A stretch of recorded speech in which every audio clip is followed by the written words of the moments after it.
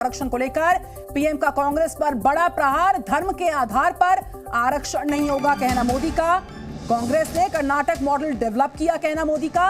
प्रधानमंत्री ने कहा है कि कांग्रेस ने कर्नाटक का मॉडल डेवलप किया, साथ ही साथ कांग्रेस ने रातों रात फतवा जारी किया, कहना प्रधानमंत्री नरेंद्र मोदी का। कांग्रेस ने आरक्षण पर डाका डाला है। पुणे में रैली के दौरान पीएम का जो बड़ा बयान है उसकी हम बात कर रहे हैं। किस तरीके से कांग्रेस ने ही कर्नाटक के मॉडल को डेवलप किया है। कांग्रेस ने रातों रात फतवा जारी किया और कांग्रेस ने ही आरक्षण पर डाका डाल रखा है।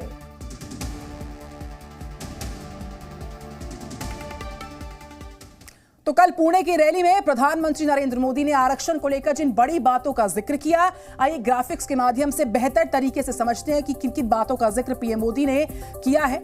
मोदी जब तक जिंदा है धर्म के आधार पर आरक्षण नहीं। जी हां, ये बात जो है एक बड़ा बयान सामने आया।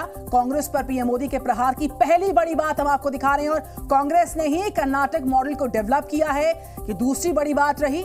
साथ ही साथ सुप्रीम कोर्ट ने भी कांग्रेस को फटकारा है। सुप्रीम कोर्ट ने भी कांग्रेस को फटकार लगाई। प्रधानमंत्री नरेंद्र मोदी ने जिन बड़ी बातों को किया, तो कांग्रेस ने एक आदेश से मुसलमानों को ओबीसी बना दिया है। कर्नाटक के मॉडल की बात करी है, किस तरीके से डेवलप किया गया, सुप्रीम कोर्ट की फटकार का जिक्र किया और कांग्रेस ने आरक्षण पर डाका डाल रखा है। और यह भी कहा गया कि कांग्रेस ने एक आदेश से मुसलमानों को ओबीसी बना दिया। ये वो बड़ी बातें हैं जो ग्राफिक्स के माध्यम से प्रधानमंत्री की हम आपको बता रहे हैं। आइए सुनवाते हैं आपको वो बड़ी बातें जिस पर लगातार सवाल भी उठ रहे हैं। प्रधानमंत्री का बड़ा बयान सुनिए जरा। ये कान खोल करके सुन लो साहबजादे, ये जब तक मोदी जिंदा है धर्म के आधार पर आरक्षण नहीं होने देगा, ये देश नहीं होने देगा। और जो ये मंसूबे रखते हैं उनको हमेशा हमेशा के लिए ये देश राजनीति के नक्शे से मिटा देगा जी। जब तक मोदी है इंडिया गाड़ी वालों की सारी साजिशें नाकाम हो करता रहेगा। क्या इस देश का कोई दलित आरक्षण के हक को छोड़ करके मुसलमानों को दे सकता है क्या? इस देश का कोई भी आदिवासी आरक्षण के हक को छोड़ करके मुसलमान को दे सकता है क्या? इस देश का कोई भी ओबीसी आरक्षण का हक छोड़ करके मुसलमान को दे सकता है क्या? मुझे बताइए भाइयों, क्या इस देश में चलेगा क्या ऐसा? इस बीच एक बड़ी खबर अखिलेश यादव की, जिन्होंने आरएसएस पर निशाना साधा। आरएसएस दुनिया का सबसे खतरनाक परिवार, कहना अखिलेश यादव का। वोट के लिए आरक्षण पर आरएसएस के सुर बदले हैं, कहना अखिलेश यादव का। साथ ही साथ आरक्षण को खत्म करना चाहती है बीजेपी, कहना अखिलेश यादव का। जो बड़ी बातें हैं आरएसएस पर निशाना साधते हुए बता रहे हैं आपको। आरएसएस दुनिया का सबसे खतरनाक परिवार, वोट के लिए आरक्षण पर आरएसएस के सुर बदल गए हैं। इसके अलावा यह भी कहा गया आरक्षण को खत्म करना चाहती है भारतीय जनता पार्टी और फिर निजीकरण से आरक्षण खत्म करने की साजिश का भी जिक्र किया अखिलेश यादव ने। आइए ग्राफिक्स के माध्यम से समझते हैं अखिलेश ने आरक्षण पर जो घेराव किया है, जो आरएसएस पर निशाना साधा है, वो बातें दरअसल क्या हैं। आरएसएस दुनिया का सबसे खतरनाक परिवार, कहना अखिलेश यादव का। और वोट के लिए, वोट के नाम पर आरक्षण पर आरएसएस के सुर बदल गए हैं। वोट के लिए आरक्षण पर आरएसएस के सुरों के बदलने की बात अखिलेश यादव ने की। साथ ही बीजेपी जो है वो हर एक क्षेत्र का निजीकरण कर रही है। निजीकरण से आरक्षण खत्म करने की साजिश। और साथ ही समाजवादी लोगों का जिक्र किया, उनको कामयाब नहीं होने देंगे।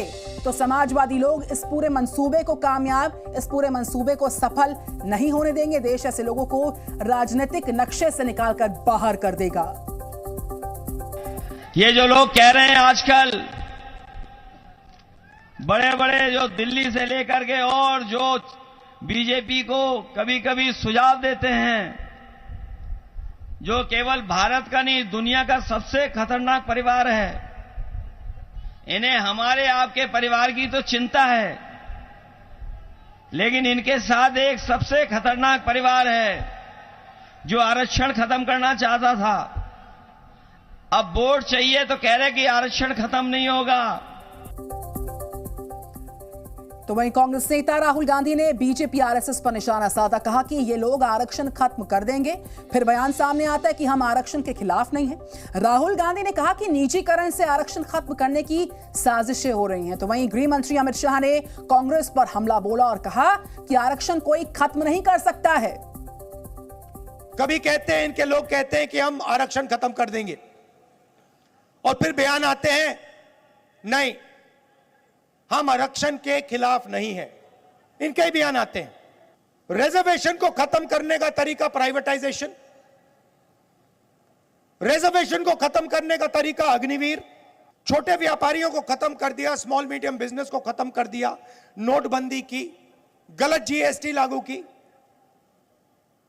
आज सच्चाई है कि इस देश में युवाओं को रोजगार नहीं मिल सकता।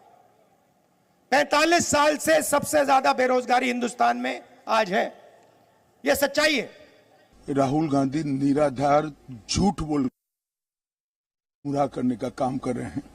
भारतीय जनता पार्टी की सरकार इस देश में 10 साल से चल रही है और दोनों बार पूर्ण बहुमत की सरकार मिली है। अगर भारतीय जनता पार्टी की मंशा होती कि आरक्षण को खत्म करना है तो हो चुका होता, बल्कि नरेंद्र मोदी जी ने पूरे देश के दलित, पिछड़े और आदिवासी भाई बहनों को गारंटी दी है, जब तक भारतीय जनता पार्टी है आरक्षण को कोई हाथ नहीं लगा सकता। और इससे पहले प्रियंका गांधी वाड्रा और आरएसएस प्रमुख मोहन भागवत ने भी आरक्षण को लेकर एक बयान दिया था। प्रियंका गांधी वाड्रा और मोहन भागवत ने क्या कुछ कहा था, हम सुनवाते हैं आपको। संविधान को बदलने वाली बात उन्हीं के नेता क्यों कर रहे हैं? ये बात उभरी कहां से और इस बात का मतलब क्या है? अगर किसी को डरना नहीं चाहिए तो इसका मतलब क्या है? क्योंकि जब संविधान बदलेंगे तो आरक्षण को क्या होगा? जब संविधान बदलेंगे तो ये जो अधिकार है जो सबका है इस देश में, कि चाहे प्रधानमंत्री हो चाहे छोटे से छोटा किसान हो, उसका वोट का अधिकार है, इसका क्या होगा? तो इसका जवाब देना, ये कहना काफी नहीं है कि डरिए मत, हम तो वैसे भी नहीं डरते। जब से आरक्षण आया है तब से संविधान सम्मत सारे आरक्षण को संघ पूर्ण समर्थन देता है, और संघ ये कहता है कि आरक्षण जिनके लिए है उनको जब तक आवश्यक लगेगा या सामाजिक कारणों से दिया गया है, वो भेदभाव जब तक है तब तक ये आरक्षण जारी रहना चाहिए। जी न्यूज़।